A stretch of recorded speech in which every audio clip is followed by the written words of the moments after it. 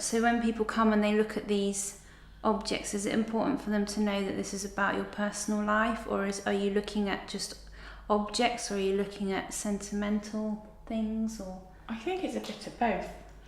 I think they won't help but know it's about my family, because the way I want to show it, they're going to be numbered in the book. Oh, so okay. you can you don't have to, but also because of the way the Polaroids are, some of them, like a person off the street won't really know what it is. I know what they all are because I recognise them, but some of them people will be like, oh, what's that? So I'd like there to be an element where they can go and find out if they want to. You want them to know, yeah. So definitely that's attached, but I think it's a wider thing as well of looking at objects and why people choose particular objects. Because one big thing that's come out of all of this for me is that actually I think it's a self-portrait more than it originally. I just thought I was documenting about those three, but actually I think I'm not really, because it's so slanted on what I like and what I think and what I choose of it all. Was that because you had 3 collections and you specifically chose these things out of them, so therefore they've become about you? Yeah, I think so. Was there a whole load of other stuff that went? Yeah, how it started, the cases in the corner were all full of stuff, plus there were bags of stuff as well. And I filmed myself taking one case at a time, taking one thing out and putting it by the photo. So originally, these piles of stuff came out to here, of the amount of stuff that was there. So that was the first step. And then from there, I documented everything that was in that pile, which is what's in the book, just in order of what I found when. And then I sorted it into what I didn't want to keep anymore and what I might keep. So what's here is what I might keep, but I think I still will get rid of some of it. So is there still stuff you've already taken out? Yeah, loads of stuff. Wow. Loads of stuff I've got rid of. They had tons of letters and communications like that. So I needed to read all of those to find out if any of them were important or of interest to me, but then throw them away if they weren't, or even some of them were great to read, but then I don't need to keep it. I've read it, so I know about it now, but I don't need to keep it. And then from there, I then started choosing what I was going to photograph. Oh, okay. So the photographs. So how did you choose those?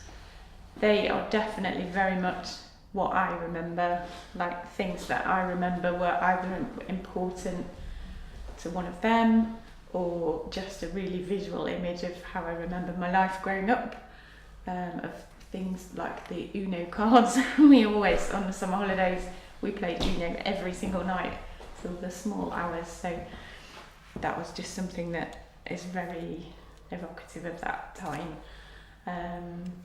But all of those objects have some sort of memory or attachment. Before you came in here, what was your intention?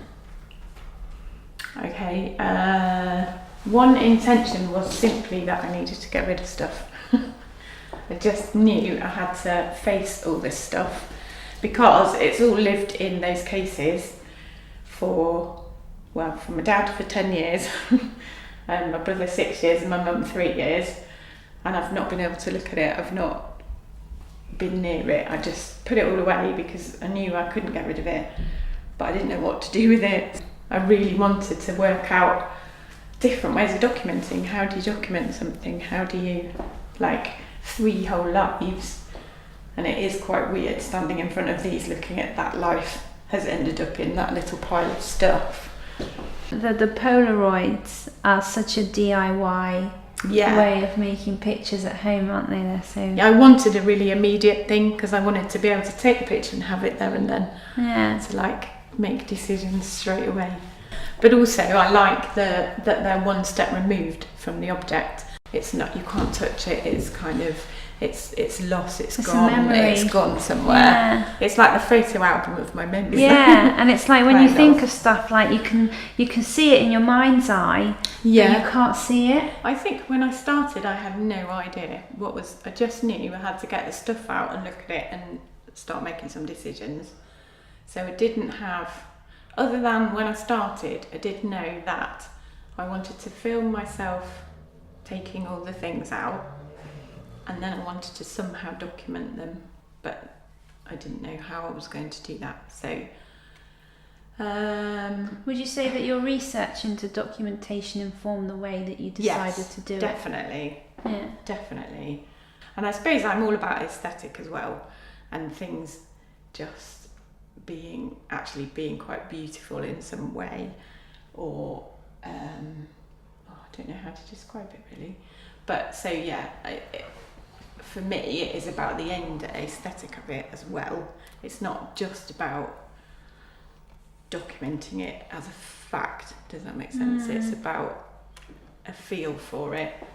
And that's what I mean, I think, about the documenting. I'm a document of them, actually. Yeah. Just me and who I am, because I'm me, because they brought me up, I suppose. That's what this is, really, isn't it? It's taking away those layers and kind of disclosing me, I suppose, in the end. Whereas originally I thought I was disclosing them. It's not really about them, is it? No. That's what I've kind of come to realise. It's about me. So I've just learned loads about myself and where I come from. So yeah.